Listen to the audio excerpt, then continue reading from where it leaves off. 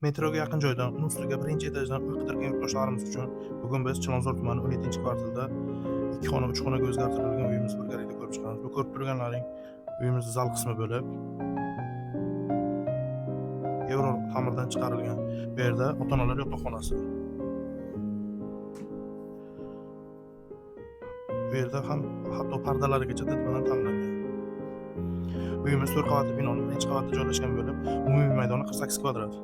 Bu yerda oshxonamizning o'rnini bolalar xonasiga o'zgartirilgan. Oshxonamizni esa balkonga chiqarishgan. Bu yerda bolalar xonasi. Bu yerda ovqatlanish uchun stol-stullar joy ajratilgan. Balkonimiz razmeri 1,5-3. Oshxonaga o'zgartirilgan.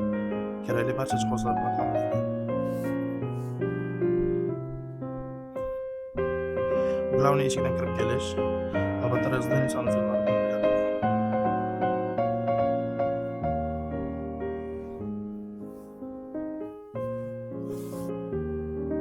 Uyimizning orienteriga keladigan bo'lsak, 17-kvartal 24/7 ko'chamizda eski parlament kafening orqasida joylashgan bo'lib, uyimiz ko'rib turgan barcha mebel texnikalari bilan birgalikda egalari tomonidan $77,000 baholanmoqda.